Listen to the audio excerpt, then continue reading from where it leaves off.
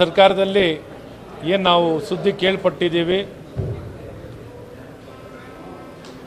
ಮಾಧ್ಯಮದಲ್ಲಿ ರಾಮನಗರ ಜಿಲ್ಲೆಯನ್ನು ಬೆಂಗಳೂರು ದಕ್ಷಿಣ ಅಂತ ನಾಮಕರಣ ಮಾಡಿದಂಥ ರಾಜ್ಯ ಸರ್ಕಾರದ ಒಂದು ಪ್ರಸ್ತಾಪವನ್ನು ನೋಟಿಫೈ ಮಾಡಿಲ್ಲ ಅನ್ನೋಂಥದ್ದು ಭಾಳ ಒಳ್ಳೆಯ ಸುದ್ದಿ. ರಾಮನಗರ ಹೆಸರು ರಾಮನಗರವಾಗಿ ಉಳಿಬೇಕು. ರಾಮನಗರ ಜಿಲ್ಲೆಯ ಜನತೆಯ ಅಪೇಕ್ಷೆ ಮತ್ತು ಇಚ್ಛೆ ಅದು ರಾಮನಗರ ಜಿಲ್ಲೆಯಾಗಿ ಉಳಿಬೇಕು ಅನ್ನೋಂಥದ್ದು. ಬೆಂಗಳೂರು ದಕ್ಷಿಣ ಹೆಸರು ಅವರಿಗೆ ಬೇಕಿಲ್ಲ. ಕೆಲವರು ರಿಯಲ್ ಎಸ್ಟೇಟ್ ಹೆಸರಿನಲ್ಲಿ ಆ ಜಿಲ್ಲೆಯ ಹೆಸರನ್ನ ಬಳಕೆ ಮಾಡಿಕೊಂಡು ಅದನ್ನೇನಾರು ಮಾರಾಟ ಮಾಡ್ಕೊಳ್ಬೇಕು ಅನ್ನೋಂಥ ದುರುದ್ದೇಶ. ಜಿಲ್ಲೆಯ ಅಭಿವೃದ್ಧಿ ಮಾಡಲಿಕ್ಕೆ ಎಳ್ಳಷ್ಟು ಕಾಳಜಿಲ್ಲ. ಗುಣಮಟ್ಟದ ಶಿಕ್ಷಣ, ಗುಣಮಟ್ಟದ ಆರೋಗ್ಯ ಸೇವೆ, ಗುಣಮಟ್ಟದ ಮೂಲಭೂತ ಸೌಕರ್ಯ, ಸರ್ವಾಂಗೀಣ ಅಭಿವೃದ್ಧಿ, ಸಬಲೀಕರಣ, ಉದ್ಯೋಗ ನಿರ್ಮಾಣ ಇದ್ಯಾವುದಕ್ಕೂ ಆದ್ಯತೆಯನ್ನು ಕೊಡದೆ ಕೇವಲ ನಾಮಕರಣ ಮಾಡುವಂಥ ಹೆಸರು ಬದಲಾಯಿಸೋದ್ರಿಂದ ತಮ್ಮ ಪ್ರತಿಷ್ಠೆ, ತಮ್ಮ ಏನೊಂದು ವ್ಯಾಪಾರೀಕರಣ, ಒಂದು ಲಾಭದ ದೃಷ್ಟಿಯಿಂದ ಮಾಡ್ತಿದ್ದಾರೆ ಹೊರತು ಜಿಲ್ಲೆ ಬಗ್ಗೆ ಏನೂ ಕಾಳಜಿ ಇಲ್ಲದೆ ಕಾಂಗ್ರೆಸ್ ಸರ್ಕಾರ ರಾಮನಗರ ಜಿಲ್ಲೆಗೆ ಮಾಡಿದಂಥ ಒಂದು ಅವಮಾನ ಅಂತ ನಾನು ಭಾಳ ಸ್ಪಷ್ಟವಾಗಿ ಹೇಳಕ್ಕೆ ಇಷ್ಟಪಡ್ತೀನಿ. ರಾಮನಗರ ಅಂತ ಹೆಸರು ಉಳ್ಕೊಳ್ಳೋದೆ ನಮ್ಮೆಲ್ಲರ ಇಚ್ಛೆ.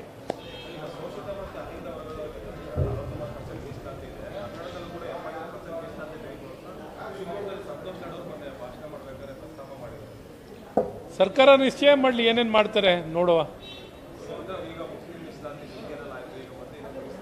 ನೋಡಿ, ಇಲ್ಲೂ ಭಾಳ ದೊಡ್ಡ ತಪ್ಪು ಮಾಡ್ತಿದ್ದಾರೆ. ಬ್ಯಾಕ್ವರ್ಡ್ ಕ್ಲಾಸ್ ಅವ್ರಿಗೆ ಏನೊಂದು ಮೀಸಲಾತಿಯನ್ನು ಕೊಡಬೇಕಾಗಿತ್ತು, ಗುತ್ತಿಗೆಯಲ್ಲಿ ಹೇಗೆ SC/ST ಜನಾಂಗಕ್ಕೆ ಕಾನೂನು ತರಲಾಯಿತು, ಅದೇ ರೀತಿ ಪ್ರತ್ಯೇಕವಾಗಿ ಬ್ಯಾಕ್ವರ್ಡ್ ಕ್ಲಾಸ್ ಅವರಿಗೆ ತರುವಂಥದ್ದು ಆಗಬೇಕಿತ್ತು. ಈ ಧರ್ಮ ಆಧಾರಿತವಾದಂಥ ಗುತ್ತಿಗೆಯಲ್ಲಿ ಮೀಸಲಾತಿಯನ್ನು ಮುಸಲ್ಮಾನ್ ಜನಾಂಗಕ್ಕೆ ಬೇರೆ ಬೇರೆ ಅಲ್ಪಸಂಖ್ಯಾತರಿಗೆ ಕೊಡಬೇಕು ಅಂತಿದ್ದಾರೆ. ಅದನ್ನು ಬ್ಯಾಕ್ವರ್ಡ್ ಕ್ಲಾಸ್ ಒಳಗಡೆ ಒಂದು ಹಿಂದುಳಿದ ವರ್ಗವಾಗಿ ಬಂದಿರೆ ಸೇರಿಸಿದ್ರೆ ಓಕೆ. ಆದರೆ ಇವತ್ತು ಮುಸ್ಲಿಂ ಮೀಸಲಾತಿಯನ್ನು ಬ್ಯಾಕ್ವರ್ಡ್ ಕ್ಲಾಸ್ ಮೀಸಲಾತಿಯಲ್ಲಿ ಸೇರಿಸಿ ಇವತ್ತು ಕಾನೂನಿಗೆ ವಿರುದ್ಧವಾಗಿ ಇವತ್ತು ಸರ್ಕಾರ ಈ ಪ್ರಯತ್ನವನ್ನು ಮಾಡ್ತಿರೋದು ಹಿಂದುಳಿದ ವರ್ಗಕ್ಕೆ ಮಾಡ್ತಿರುವಂಥ ದೊಡ್ಡ ದ್ರೋಹ, ದೊಡ್ಡ ಅನ್ಯಾಯವನ್ನು ಇವತ್ತು ಕಾಂಗ್ರೆಸ್ ಸರ್ಕಾರ ಉದ್ದೇಶಪೂರ್ವಕವಾಗಿ ಮಾಡ್ತಿದೆ ಅನ್ನೋದನ್ನ ಭಾಳ ಸ್ಪಷ್ಟವಾಗಿ ಹೇಳಕ್ಕೆ ಇಷ್ಟಪಡ್ತೀನಿ. ಏನೇ ಮುಸ್ಲಿಮರಿಗೆ ಮೀಸಲಾತಿಯನ್ನು ಗುತ್ತಿಗೆಯಲ್ಲಿ ಕೊಡಬೇಕಿದೆ, ಪ್ರತ್ಯೇಕ ಬಿಲ್ಲನ್ನು ತರಲಿ ಅಂತ ಈ ಸಂದರ್ಭದಲ್ಲಿ ಸರ್ಕಾರವನ್ನು ಈ ಸಂದರ್ಭದಲ್ಲಿ ನಾನು ಹೇಳಕ್ಕೆ ಭಾಳ ಸ್ಪಷ್ಟವಾಗಿ ಹೇಳಕ್ಕೆ ಇಷ್ಟಪಡ್ತೀನಿ.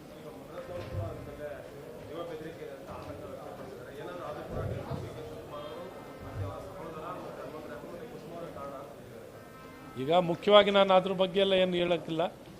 ಒಬ್ಬ ಶಾಸಕನಿಗೆ ಎಲ್ಲರಿಗೂ ಗನ್ಮ್ಯಾನ್ ಕೊಟ್ಟಿದ್ದಾರೆ, ಇವ್ರಿಗೆ ಯಾಕೆ ತಾರತಮ್ಯ ಮಾಡಬೇಕು? ಇವ್ರಿಗೂ ಗನ್ಮ್ಯಾನ್ ಕೊಡಬೇಕು, ಸರ್ಕಾರ ಕೊಡಿ.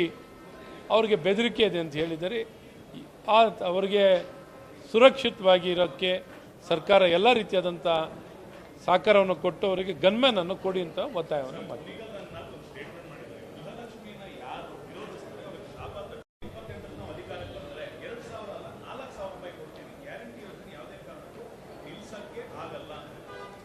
ಈಗ ಯಾರು ಇವ್ರನ್ನ ವಿರೋಧಿಸಿರೋದು ಯಾರೂ ಇಲ್ಲ, ಸುಮ್ಮನೆ ಅವರಾಗವರೇ ಅಂದ್ಕೊಂಡಿದ್ದಾರೆ. ಗೃಹಲಕ್ಷ್ಮಿ ಕೊಡಿ, ಎಲ್ಲರೂ ಕೊಡಿ ಅಂತಲೇ ಹೇಳಿರೋದು. ಆದರೆ ತಿಂಗಳು ಕೊಡಿ, ಬೇಕಾಬಿಟ್ಟು ಕೊಡಬೇಡಿ. ನಿಮ್ಮನೆ ಆಸ್ತಿ ಕೊಡ್ತಿಲ್ಲ, ಸಂಬಳ ಕೊಟ್ಟಂಗೆ ಇವರೇ ದುರಾಂಕಾರದ ಮಾತುಗಳನ್ನು ಆಡಿರೋರು ಯಾರು? ಆಡಳಿತ ಪಕ್ಷದ ಸಚಿವರು.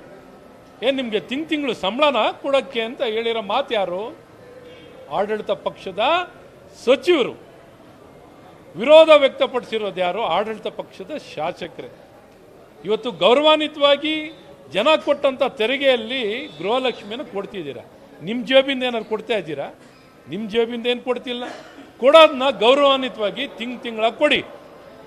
ಅದನ್ನು ಕೊಡೋದು ಬಿಟ್ಟು ಬೇಕಾಬಿಟ್ಟು ಕೊಡಬೇಡಿ. ತಿಂಗಳು ಕೊಟ್ಟರೆ ಅದ್ರ ಮೇಲೆ ಅವಲಂಬಿತರಾಗಿದ್ದಾರೆ. ಅದನ್ನು ಅವಲಂಬಿತರಾಗಿರೋರಿಗೆ ಆ ಸಮಯ ನಿಗದಿತವಾದಂಥ ದಿನಾಂಕದಲ್ಲಿ ಅವ್ರ ಅಕೌಂಟಿಗೆ ಹೋಗುವಂಥದ್ದು ಮಾಡಿ. ಇದು ಕೊಡೋ ಯೋಗ್ಯತೆ ನಿಮಗಿಲ್ವಾ? ಸರಿಯಾಗಿ ಹಣಕಾಸನ್ನು ನಿರ್ವಹಣೆ ಮಾಡೋ ಯೋಗ್ಯತೆ ಇಲ್ಲ ನಿಮಗೆ. ಯೋಗ್ಯತೆ ಇಲ್ಲದವರು ಇಂಥ ಮಾತುಗಳನ್ನು ಹೇಳ್ತಾ ಜವಾಬ್ದಾರಿಯುತವಾಗಿ ಹೇಳಿಕೆನ ಕೊಡಿ ಅಂತ ನಾನು ಈ ಸಂದರ್ಭದಲ್ಲಿ ಸರ್ಕಾರವನ್ನು ಒತ್ತಾಯವನ್ನು ಮಾಡ್ತೀನಿ. ತಿಂಗಳು ಕೊಡಿ, ಅದನ್ನು ಚುನಾವಣೆ ಮುಂಚೆ ಕೊಟ್ಟು ಓಟ್ ಹಾಕ್ಸ್ಕೊಳ್ಳೋದಲ್ಲ.